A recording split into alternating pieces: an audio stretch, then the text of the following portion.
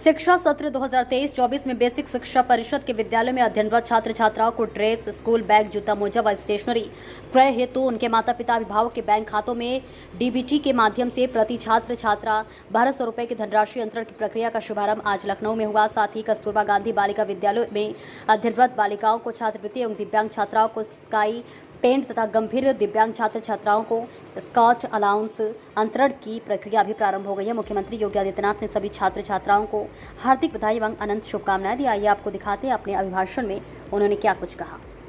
सबसे महत्वपूर्ण ये है कि 2017 के पहले जिस बेसिक शिक्षा परिषद के विद्यालयों में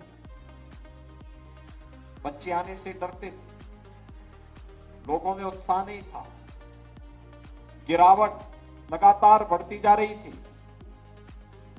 आज वहां पर विद्यार्थियों की संख्या बढ़ती भी दिखाई देती है। 6 वर्ष में 3 वर्ष का समय लगभग हमें कोरोना जैसी महामारी का सामना करने में व्यतीत हुआ, लेकिन इन 6 वर्षों में लगभग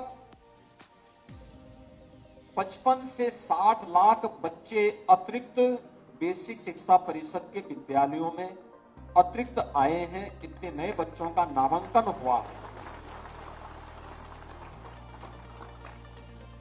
यानी जो लगभग 1,30,00,000 से 34 लाख तक के बच्चे बेसिक शिक्षा परिषद से जुड़े हुए पहली से 8वीं तक की क्लासेस में पढ़ते थे, आज उनकी संख्या बढ़ करके 1,91,00,000 को पार कर चुकी है।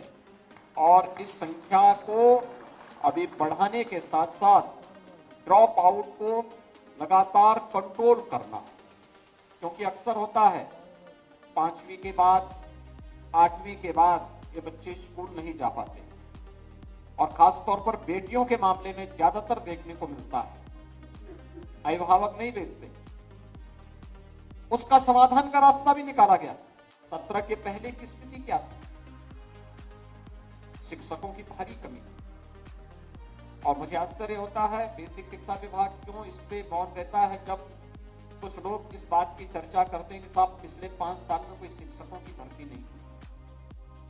1,64,000 शिक्षकों की भर्ती बेसिक शिक्षा परिषद में पिछले 6 वर्ष के अंदर हुई है। बेसिक और माध्यमिक शिक्षा परिषद में हम लोगों ने 1,64,000 शिक्षकों की भर्ती की है, और भर्ती की प्रक्रिया को जो लोग रिटायर हो रहे हैं, जहां पे अतिरिक्त शिक्षकों की आवश्यकता पड़ती है, वहां पे निरंतर इस प्रक्रिया को आगे बढ़ाया जा रहा है। और इसी के लिए प्रदेश के अंदर एक शिक्षा आयोग बनाने की प्रक्रिया वर्तमान में प्रचलित है। बहुत शीघ्र हम इसका गठन करने जा रहे हैं, जिससे कहीं भी कोई गैप न हो।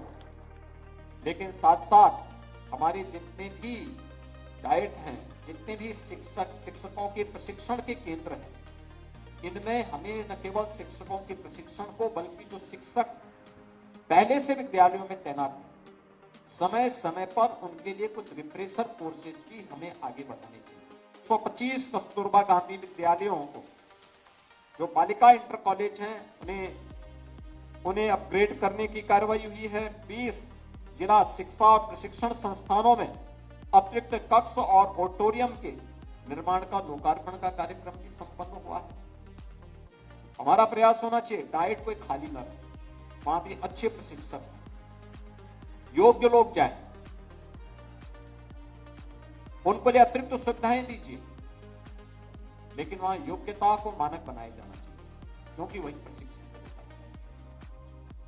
और वहां पर भी हमें अच्छी तरीके से पारंगत करने के लिए, शिक्षकों को और पारंगत करने के लिए वहां पर पूरी जो भी गैप है उसको हमें पूरा करना होगा। इसके साथ ही आज यहां पर SCERT द्वारा विकसित कलांकुर, कला सृजन, इंटर्नशिप मैनुअल और संस्कृत भाषा किट का विमोचन भी यहां संपन्न हुआ है।